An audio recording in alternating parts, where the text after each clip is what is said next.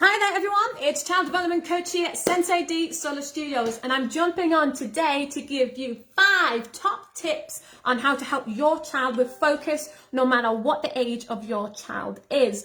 Really briefly, if you've watched anything that I've ever talked about, you'll know that we are about development. Yes, we teach martial arts, we're about development. And I talk a lot about physical and emotional development. And physical development is a key aspect of helping children with focus, especially 4 to 6-year-olds. They actually struggle with this part of their development. And there's nothing to say that, there's nothing wrong with your child. It's just a stage of development. It's how we help them. It's how we grow and develop. It's kind of like, we learn how to communicate by crying and, by laughing. And then we learn how to talk. And then we learn how to get lingos. And we learn how to do languages. And then we learn how to rap, how to sing. And it's all part of stages. And that is the same with development. So we help children with that. So jumping on really quickly, I'm going to give you 5 tips to help your child with focusing. So do let me know if you've tried them. And if, they started to work for you, great. And if you'd like more information, please reach out to me. I'm happy to help. Okay, so I've written them down because I do tend to ramble a lot, and I want to make sure that I give you these 5 great top tips. So number 1 is to limit the number of directions and instructions that you give your child.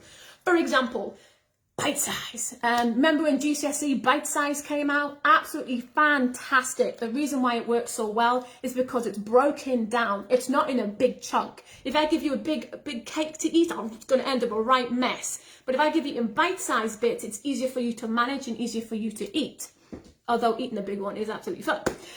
Yes, so it's the same with giving your children instructions if you give them it bit by bit. So say, for example, it was homework time, the dreaded word homework. Instead of going, go get your homework done. I want you to do your maths, your English, you've got to do your RE, and I want you to do that, and you've got to do this, that, and the other, and don't forget to put that in your PE bag. Your child's like, break it down. So say, right, we're going to do our homework. I want you just to get your maths books. Great. Get your pencil case out and put them on there. Fantastic. Break it down into bite sizes for them. It's going to help them as well. Okay, tip number 2. Tip number 2 is one of my favorites, and I tell my students to do this as well, and it works really well, is focus area. Now, you don't have to call it a focus area. You can call it anything you want. And the better the name, the more your child likes it, and get your child to name it as well. So it's really hard with families and, modern technology around us. Children get distracted really easily. I get distracted really easily all the time. And it's really hard to obviously sit down, concentrate, pay attention and focus. So we need an area in which your child knows that this is kind of like their learning area, their focusing area, whether it's a little bit in the room or at the dining room table or, in a bit in their bedroom or whatever it may be. But try and limit distractions if you can, but it is difficult to do that. But try and create like a space that is for them. So maybe they've got like a pencil pot, and that's got all their things in. That's really cool. They've got an area where they do this or an area where they do that. Try and create an area if you can. Like I said, I know it's really difficult, especially if you've got a big family and it's really busy and loud and TVs are on XYZ. So try and create a little zone if you can for your child, if it's possible. I find that it does help. Especially if you've got things around that are to do with focusing and little things to kind of remind them, focus hard, do well, you got this and all that type of stuff.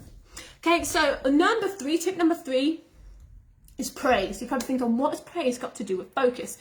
Well, praise actually has a huge impact to help children with focus, because if you struggle with focus, it kind of has a toll on your child's self-esteem.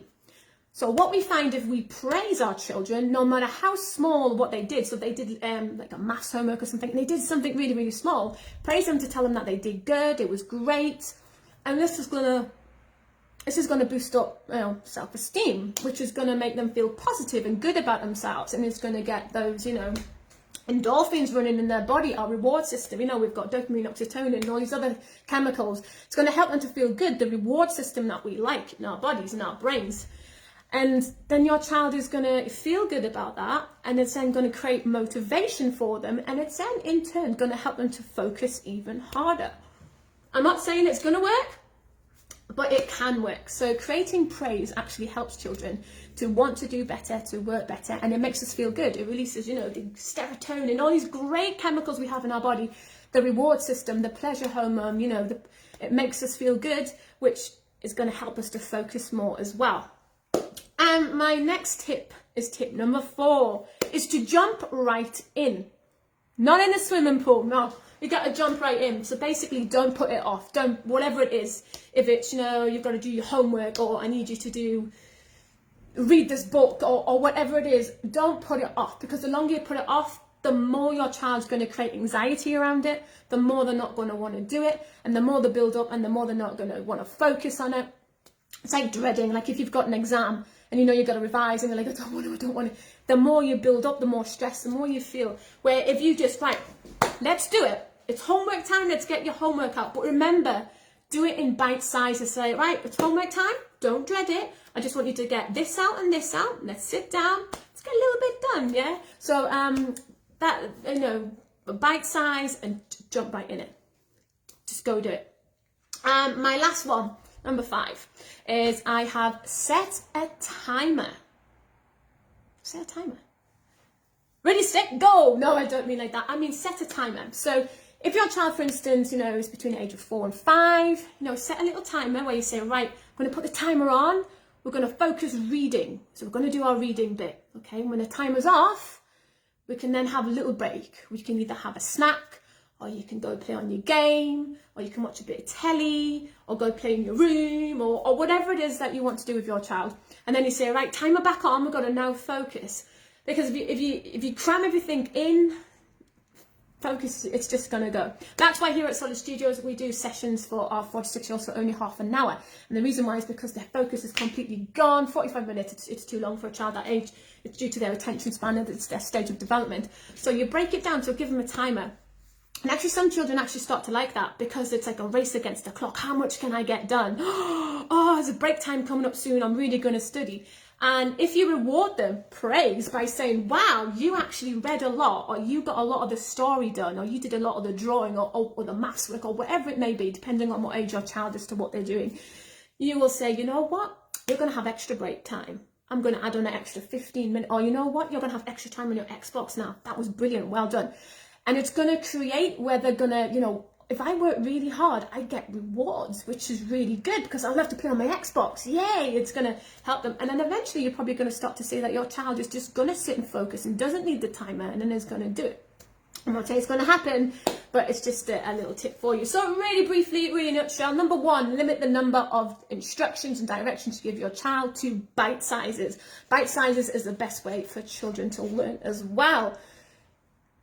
Focus area, create a focus area. Like I said, I would forget, that's why I've written them down. Focus area, praise. So praise your child no matter how small, because it obviously struggle with focus does have a toll on your child's self-esteem, which obviously can cause problems in confidence in other areas. So we always want to make sure that we praise.